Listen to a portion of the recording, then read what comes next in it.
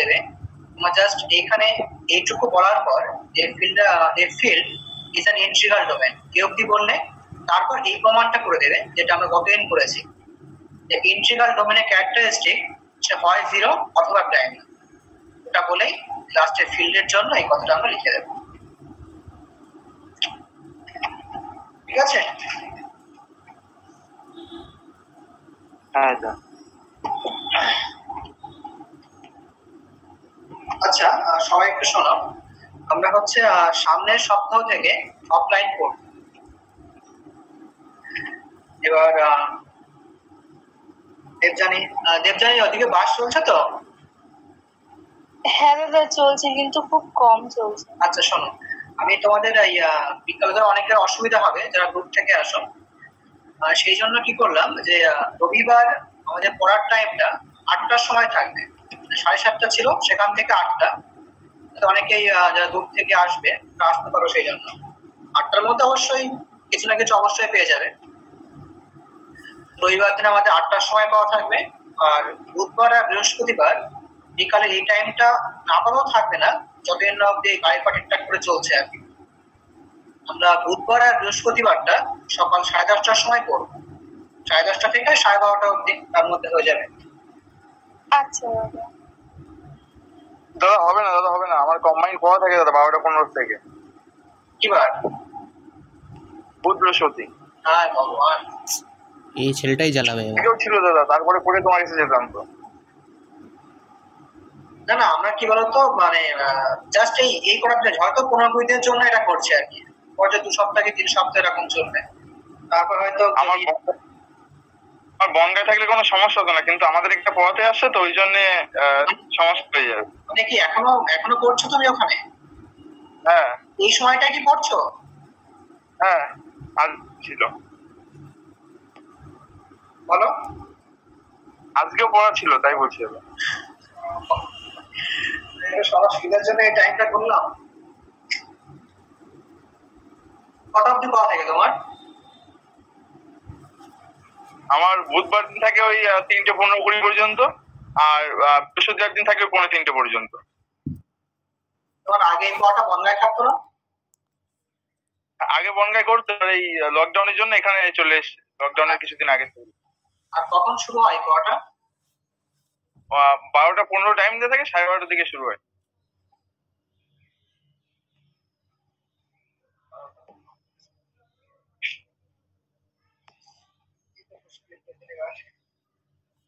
ও দা তুমি ওই ল্যাপটপে কি হচ্ছে, মানে কোনো সমস্যা হচ্ছে তাই বলছি, মানে পরীক্ষা তো না না ওরকম বললে তো হবে না, ধরো যখন ধরো পরের সেমিস্টারে পড়বে তখন তো এসবগুলো লাগবে না। এবার আমরা অনলাইনে এইভাবে করলে শেষ হবে না। হ্যাঁ, আমাদের এমনিতেও ধরো সেই অনেকটা পিছিয়ে আছি, কারণ অনলাইনে পড়লে ধরো সব অতটা এগোনো যায় না। একটা পেপার এগোবে অনলাইনে, অফলাইনে মাত্র একটা পেপার, 3টে পেপার এগোতে হবে। অফলাইনেই করছে এখন।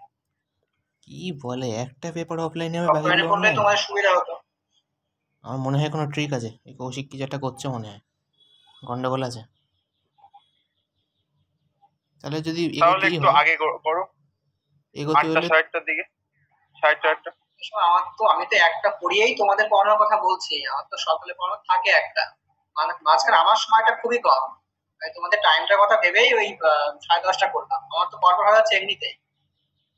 হ্যাঁ, সকালে হচ্ছে 6 সেমিস্টারদের পড়া থাকে, ও তো থাকবেই 4খানা পেপার। চলো ওদের তাহলে 10টা থেকে হবে না, মানে 6 সেমিস্টারতে ওদের হচ্ছে ভালো প্রশ্ন করেছে। ওদের হচ্ছে দাঁড়াও বৃহস্পতিবারটা বৃহস্পতিবারটা সকালে পাওয়া যেতে পারে। আচ্ছা, তোমাদের বৃহস্পতিবার সকালটা সবার খালি আছে? হ্যাঁ দাদা খালি আছে। আচ্ছা আচ্ছা, বৃহস্পতিবার সকালে হচ্ছে 6 সেমিস্টার জেনারেলের ওদের সিলেবাস মোটামুটি শেষ। কি ঝামেলা, এটা না হয় অ্যাডজাস্ট করা যেতে পারে। এতগুলো পড়িয়ে টাকার কমানোর ধান্দা শুধু। সমস্যা হচ্ছে বুধবারটা নিয়ে। আচ্ছা দেখছি, আমি ওদের সাথে কথা বলে দেখি, ওই 6 সেমিস্টারদের সাথে, যদি রাজি হয় যে বুধবারের পরটা 10টা-12টার সময় পড়তে, ঠিক আছে, তাহলে আমি ট্রাই করে দেবো। তোমরা তো আপাতত রবিবারটা এসো। হ্যাঁ, তো রবিবার 8টা, বৃহস্পতিবার 8টা করা যাবে, অসুবিধা নেই। আর বুধবারটা তাহলে দেখছি, কথা বলে ওদের সাথে কি বলে। দাদা রবিবারে অফলাইন? হ্যাঁ ঠিক আছে। আর শোনো, আহ, তোমাদের শুধুমাত্র এই রবিবারটার জন্য, সামনের রবিবারটার জন্য আমার একটু কাজ রয়েছে আর কি। তোমরা হচ্ছে একটা দিনের জন্য আর কি রবিবারটা 8টার পরিবর্তে 10:30টার সময় করতে এসো, শুধুমাত্র এই রবিবারটার জন্য। জ্বালাতন জ্বালাতন, খাওয়া মাথায় উঠবে এবার। আর অসুবিধা নেই, দাদা বিচ্ছিরি বিচ্ছিরি টাইম। বলো বলো। দাদা কখন বললে? 10:30টা, শুধুমাত্র এই রবিবারটার জন্য, 8টার পরিবর্তে সকাল 10:30টা। আর অসুবিধা নেই তো এই টাইমটা নিয়ে? আছে, কি আর বলবো আমি। না না, আচ্ছা ঠিক আছে, রবিবার দিন যেটা করছি আমরা। হ্যাঁ বলো। বাজে টাইম বলছি আমাদের কম্বাইন্ড পড়া থাকে রবিবার দিন। শুরু হয়ে গেল, খুব ভালো। কটার সময়? ইয়েস, ওই তো এই 10:30টা 11টা। ঠিক আছে, আমি সব দিন পড়াচ্ছি, আমি জাস্ট একটা দিনের জন্যই বলছি আর তাহলে কি, কম্বাইন্ডটা শুধুমাত্র তোমার এই ছাড়তে হবে। রবিবারটার জন্য। আচ্ছা, আসলে এই শুক্রবার থেকে দাদা অফলাইন করে দেবে।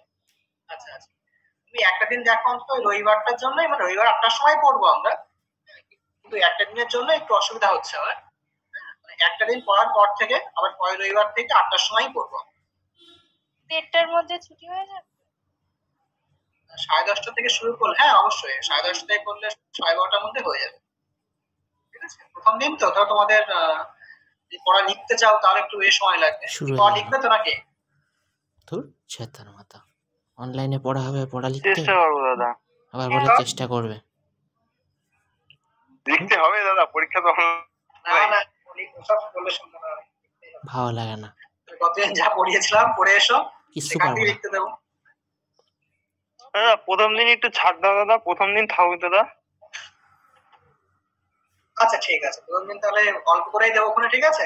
এ বাপ রে বাপ, না পড়া লিখতে দিতে হবে না, পড়ালেই হবে। আচ্ছা, কিন্তু পড়ে আসতে হবে কিন্তু, কারণ না পড়লে তো পড়াটা বুঝতে পারবে না। এটার উদ্দেশ্য ওটাই যে বাড়িতে নিয়মিত পড়ছো কিনা আর কয়েকদিনের পড়াটা বোঝার জন্য। হ্যাঁ দাদা ঠিক আছে। তাহলে ঠিক আছে, আমি যেরকম সবাই পড়ে সিরিয়াস এসো। ছিলাম সেরকমই থাকবো। হ্যাঁ, বলো।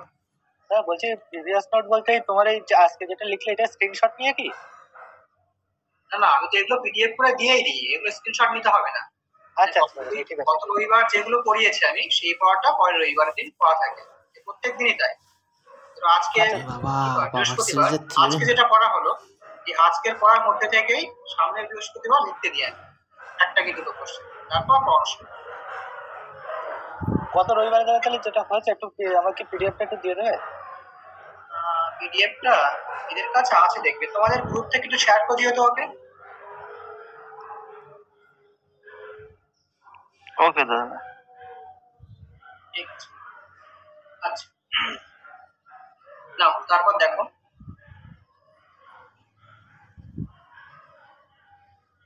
এটা হচ্ছে খুবই একটা ইম্পর্টেন্ট থিওরাম। আমরা একটু আগে দেখলাম যে প্রত্যেকটা ফিল্ড, এটা খেয়াল করো, আমরা এখানে প্রমাণ করেছিলাম যে প্রত্যেকটা ফিল্ড ইন্টিগ্রাল ডোমেন হয়, কিন্তু উল্টোটা হয় না। তার মানে এই যে প্রত্যেকটা ইন্টিগ্রাল ডোমেন ফিল্ড নাও হতে পারে। তাহলে এখন প্রশ্ন হলো, তখন সমস্ত ইন্টিগ্রাল ডোমেনই ফিল্ড হবে? তার জন্যই পরের থিওরামটা যেটা বলছে, যদি ইন্টিগ্রাল ডোমেনটা ফাইনাইট হয়ে যায় তাহলে সে একটা ফিল্ড হয়ে যাবে। আমাদের নেক্সট থিওরাম, রবিবারে তো ফাইনাইট ইন্টিগ্রাল ডোমেন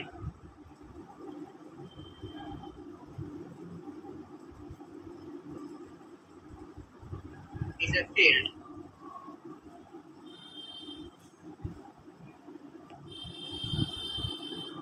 মানে ইন্টিগ্রাল ডোমেন যদি সে ফাইনাইট হয়ে যায় তাহলে একটা ফিল্ড হবে। এটা কিন্তু খুবই গুরুত্বপূর্ণ।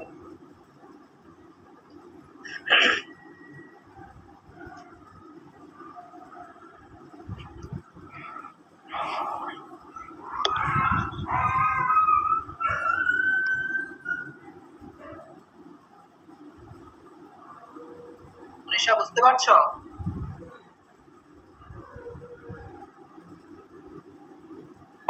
বুঝতে পারছি।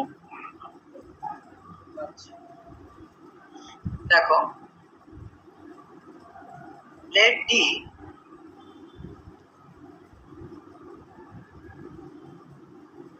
be a finite integral domain.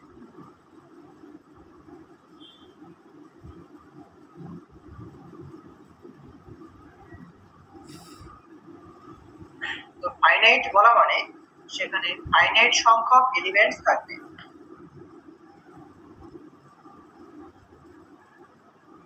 রবিবারে অফলাইন, এর মধ্যে n সংখ্যক এলিমেন্টস আছে। সোমবারে আমাদের ইন্টারনাল কেমিস্ট্রি, কিছুই তো পড়া হয়নি কেমিস্ট্রি, ঝামেলায় পড়ে যাবো। নাম দিচ্ছে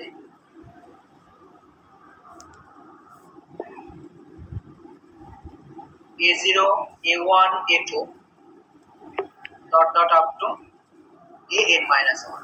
খেয়াল করে দেখো এখানে n সংখ্যক এলিমেন্টসই আছে।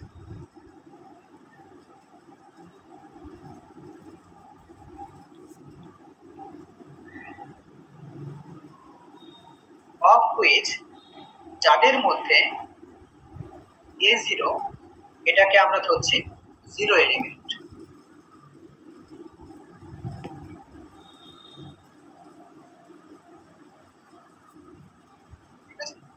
তার মানে A0 টা হচ্ছে জিরো এলিমেন্ট, আর A0 বাদ দিয়ে বাকি A1, A2 up to N-1 এরা প্রত্যেকেই হচ্ছে নন জিরো এলিমেন্ট।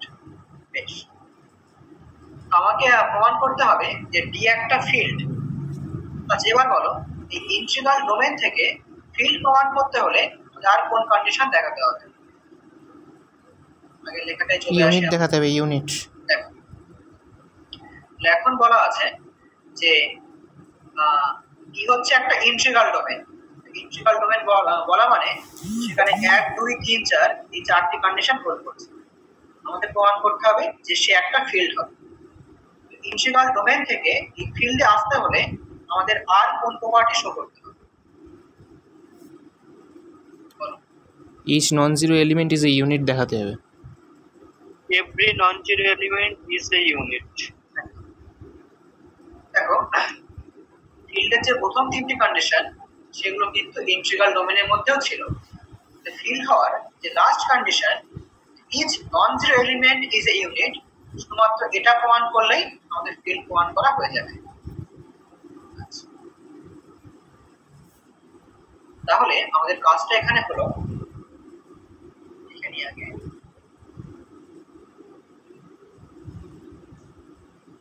রেকর্ড হয়েছে কিনা কে জানে কথাগুলো। এ ফিল্ড কি একটা ফিল্ড হবে তখন if we can prove that, যদি আমরা এটা প্রমাণ করতে পারি যে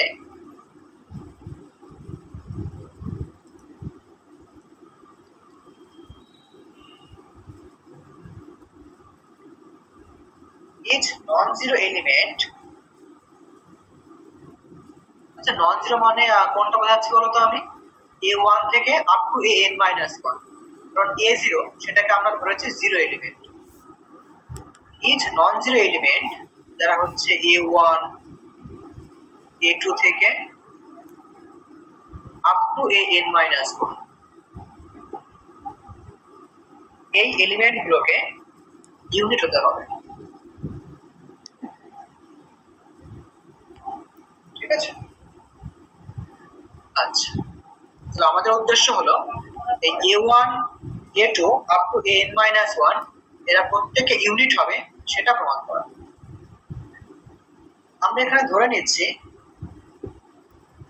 প্রথমে আমরা A1 নিয়ে দেখাবো, তারপর শেষে গিয়ে বলে দেবো যেহেতু A1 এর জন্য হোল্ড করছে, A2, A3 up to AN-1 সবার জন্য হোল্ড করবে। এটা প্রথমে আমরা A1 নিয়ে কাজটাকে করে নেব। let A1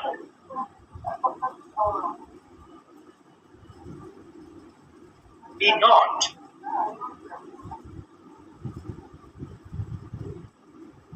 the unity in D. এখানে খেয়াল রাখবে, এখানে কিন্তু ইউনিট বলিনি, আমি ইউনিটি বলছি, যে let A1 be not the unity in D and we consider Joydeep audio on করে রেখেছে the কেন? product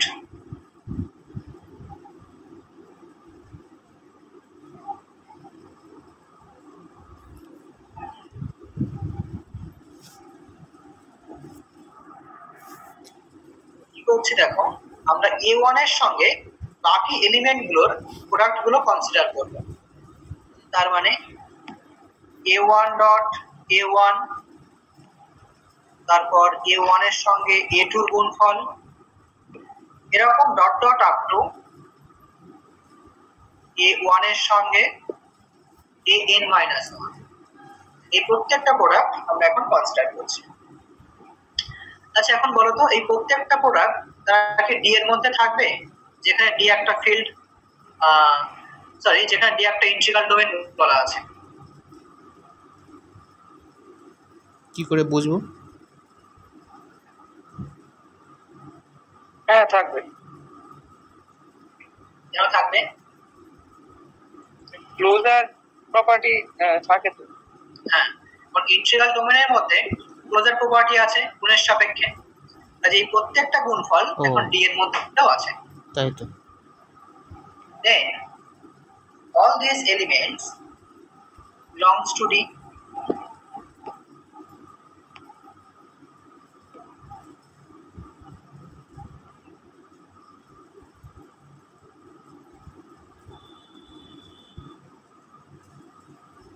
এরা প্রত্যেকে এখন D এর মধ্যে আছে। আচ্ছা, এবার দেখো এই প্রত্যেকটা এলিমেন্ট এরা হচ্ছে নন জিরো এলিমেন্ট। এবার যেহেতু ডি একটা ইন্টিগ্রাল ডোমেন, তার মানে D contains no divisor of zero, এই প্রত্যেকটা গুণফল এরা কেউই এখন জিরো এলিমেন্ট হবে না। তার মানে none of these elements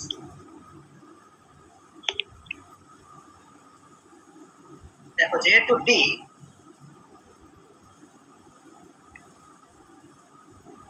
contains no divisor of zero,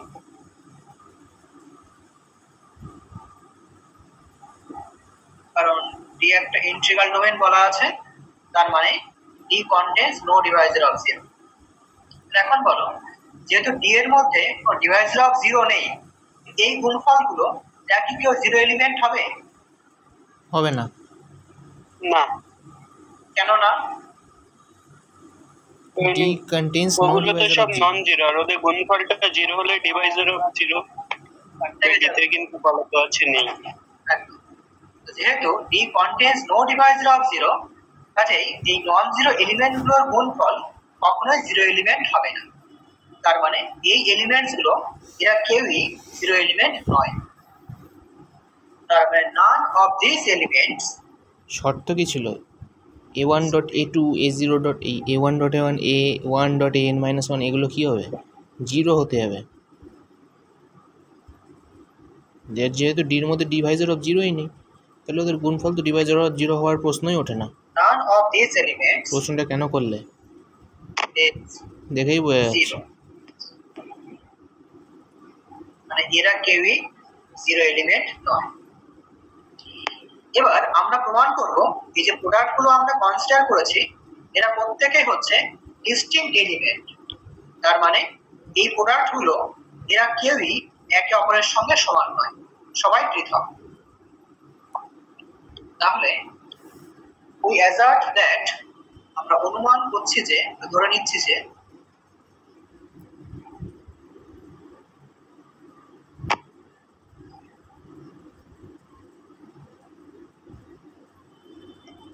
these are all distinct, এগুলো সবাই পৃথক।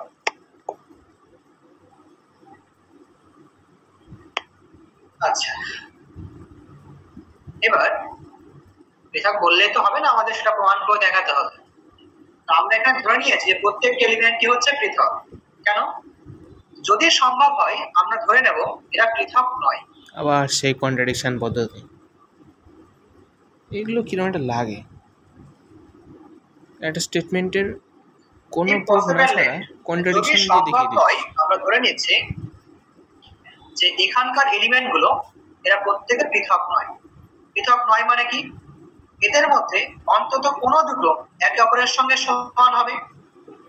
তা আমরা লিখতে পারবো যে a1 ইন্টু ai এটা সমান হবে a1 ইন্টু aj, দুটি এলিমেন্ট পরস্পর সমান হবে এটা ধরে নিচ্ছি। এখানে i আর j এর মানটা কেমন হবে, অডিওটা অফ করো। পর দেখো এখানে i এর মান ভ্যারি করছে কত অবধি, 1 2 আপ টু n-1। একই রকম ভাবে j এর মানটাও ভ্যারি করছে 1 2 up to n-1। therefore 1 less or equals to I less or equals to n-1। একই রকম ভাবে j এর মানটাও হলো 1 থেকে আপ টু n-1। আর I not equals to j, মানে আমরা ধরেছি যে দুটি ভিন্ন প্রোডাক্ট যে গুণফলের মানটা সমান, সেই জন্য I not equals to j। দেখো তো এইখান থেকে কি ইমপ্লাই করবে যে a1 into ai minus aj is equals to 0 element. এবার দেখো যেহেতু a1 ইউনিট বলা হয়েছে, তো a1 এটা 0 এলিমেন্ট নয়, not equals to 0। আর যেহেতু d একটা ইন্টিগ্রাল ডোমেন, তার মানে d contains no divisor of 0।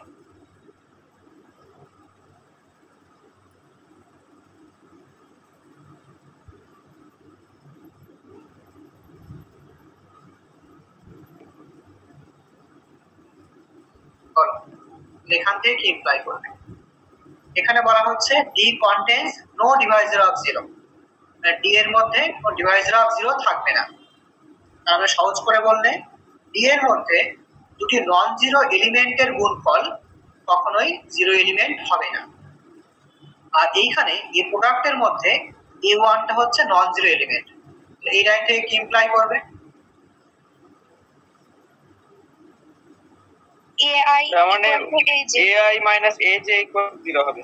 0 element. তার মানে দেখো এইখানে ইমপ্লাই করবে যে পরের যে এলিমেন্ট সে কখনোই কিন্তু নন জিরো হতে পারবে না, একমাত্র পসিবিলিটি এটা সমান হতে হবে 0 এলিমেন্ট। এখান থেকে ইমপ্লাই করে যে ai minus aj is equals to 0 element, তার মানে ai সমান aj। কিন্তু আমরা আগে ধরে নিয়েছি যে i আর j এই ইনডেক্স সমান নয়, তো i আর j যদি অসমান হয় তাহলে ai এবং aj এরাও অসমান, কিন্তু এখানে সমান চলে এসেছে, যেটা একটা contradiction. But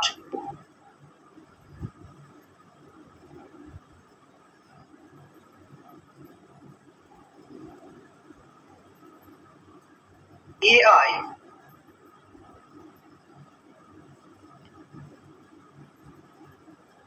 not equals to aj, তাহলে এই কন্ডিশন আর এই কন্ডিশন এটা কন্ট্রাডিকশন চলে এসেছে। আর কেন এসেছে এটা, আমরা যে এইখানে ধরেছিলাম যে যদি সম্ভব হয় এই দুটো প্রোডাক্ট সমান, এই সমান ধরার জন্যই কন্ট্রাডিকশনটা এসেছে। তো ঠিক ধরাটা কি হবে, এরা সমান নয়, তাহলে প্রত্যেকটা প্রোডাক্ট তারা হচ্ছে distinct, and therefore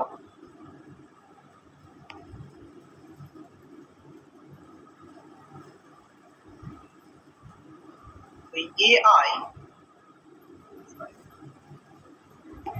a1 into ai is not equals to a1 into aj।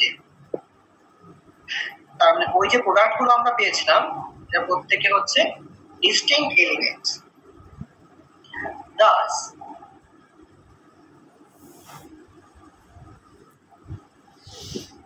A1 into A1, A1 into A2 up to A1 into AN minus 1। এর সংখ্যায় কতগুলো আছে এই প্রোডাক্ট? n সংখ্যক। বলো। বল n সংখ্যক। NC2 কত? NC2 কি NC2 কি বলছো? n সংখ্যক, n সংখ্যক এলিমেন্ট n আছে। minus 1 সংখ্যক, এটা তো A1 ও n সংখ্যক আছে। A1 টা ভ্যারি করছে। আমি বুঝতে পারি দাদা, আমি বুঝতে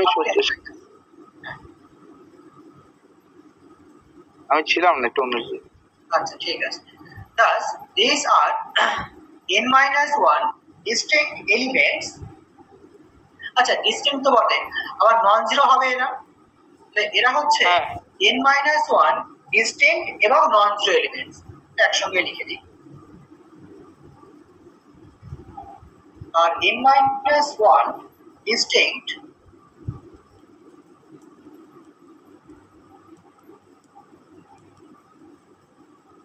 আমি ওই প্রোডাক্টগুলো কমা আকারে দেখেছিলাম, এই জন্য ভুল হয়ে গেছে। n minus 1 সংখ্যক কি হবে? আচ্ছা এবার দেখো, যেহেতু ইন্টিগ্রাল ডোমেন, তারপরে রিং উইথ ইউনিটি, তারপরে এই এলিমেন্ট গুলোর মধ্যে নিশ্চয়ই কোনো একটা এলিমেন্ট অবশ্যই ইউনিটি হবে। আমরা এখন এই এলিমেন্ট গুলোর মধ্যে থেকে যে কোনো একটাকে আমরা ইউনিটি ধরে নেব। আচ্ছা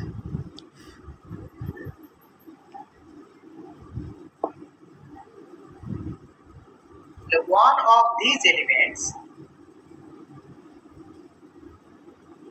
এদের মধ্যে কোনো একটা element must be the unity in D।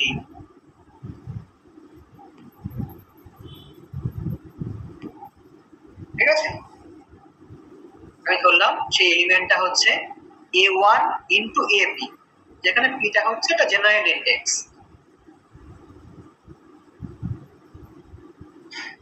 Late আমরা ধরছি A1 into AP এটাই হচ্ছে ইউনিট, সরি ইউনিটি। কি করতে আস? কি লিখেছে এখানে, ইউনিট না ইউনিটি? ইউনিটি। এপিটা কি? এবার দেখো, যেহেতু ডি একটা ইন্টিগ্রাল ডোমেন, তো ডি কমিউটেটিভ হবে। তো কমিউটেটিভ হওয়া মানে A1 into AP এটা সমান AP into A1 লিখতে পারবো। তো যেহেতু পিটা কি জিনিস? D is commutative,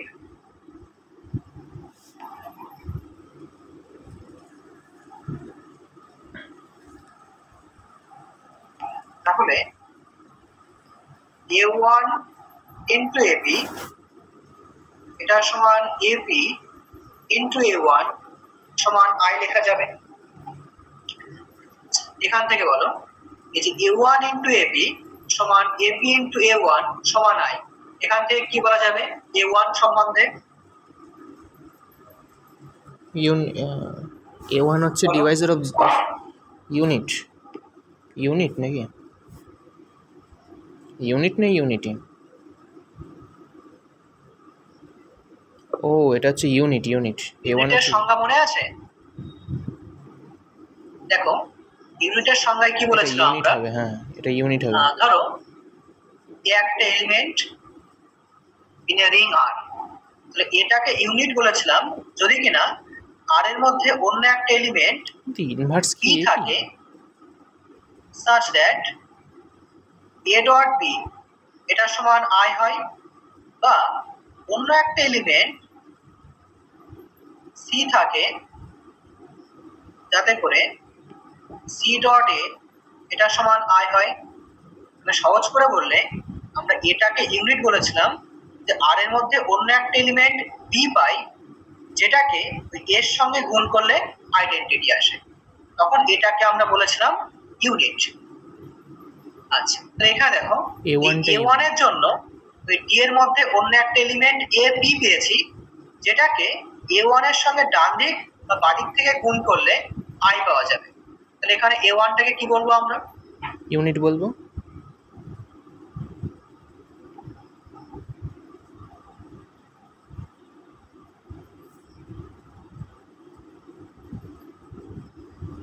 বুঝতে A1 পারোনি কি বললাম? A1 is said to be unit. Unique বলবো তো। ইউনিট বলবো। এখানে তো হ্যাঁ, দেখো হ্যাঁ, unit হবে, হ্যাঁ। হ্যাঁ, ইউনিটই হবে।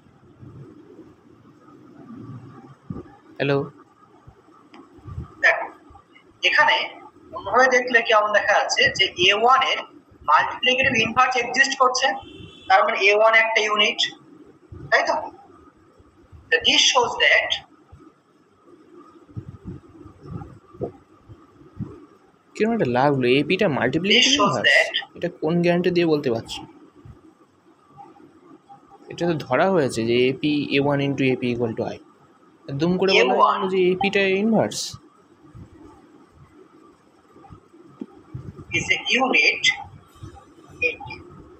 তখন যখন আমরা ধরেছিলাম যে এই যে আমরা ধরে নিয়েছিলাম যে A1 be not the unity in D, যদি A1 D এর ইউনিটি না হয় তখন আমরা শো করলাম যে A1 টা একটা ইউনিট হবে। এখন কি ধরবো, A1 টা ইউনিটি হয়ে যায় তখন ইউনিট হয় কিনা সেটা আমরা চেক করব, তা বললেই আমাদের বলা হয়ে যাবে।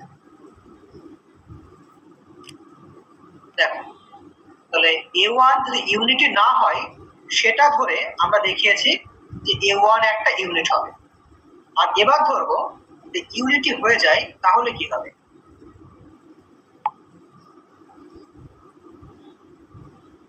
If however A1 is the unity,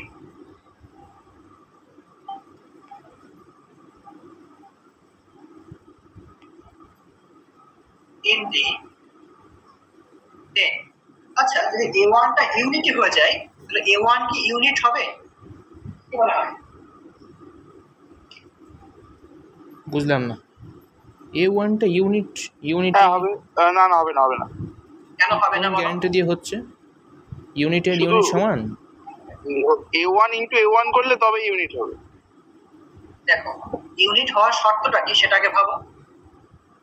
ধরো কোনো একটা এলিমেন্ট আমি এ কে ইউনিট বলবো যদি কিনা এর সঙ্গে ওই রিং এর কোনো একটা এলিমেন্ট গুণ করলে আইডেন্টিটি আসে, এই তো? তাহলে এখন যদি আমি বলি যে A1 সরি এ নিজেই আই, তাহলে কি এই সে ইউনিট হবে?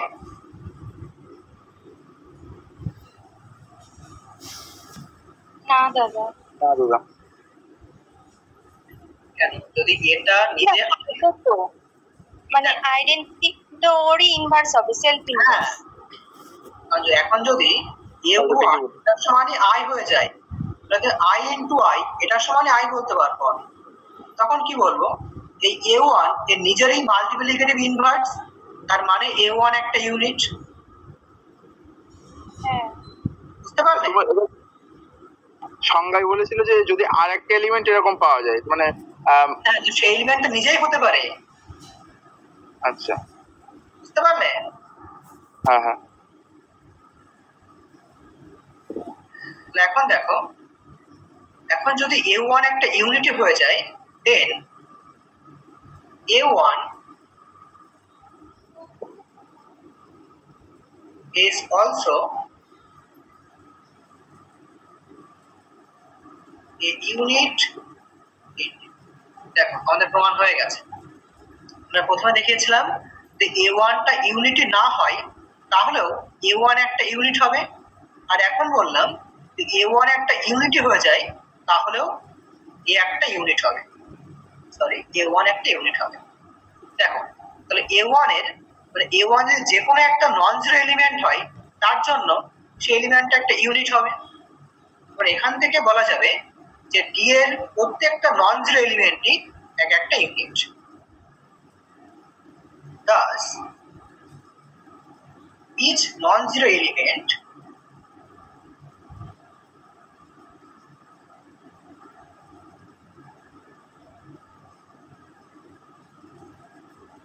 of D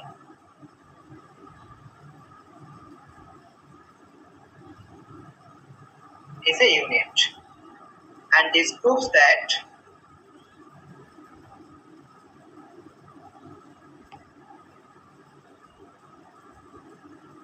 থেকে বলা যাবে যে D is a field। নাও দেখে নাও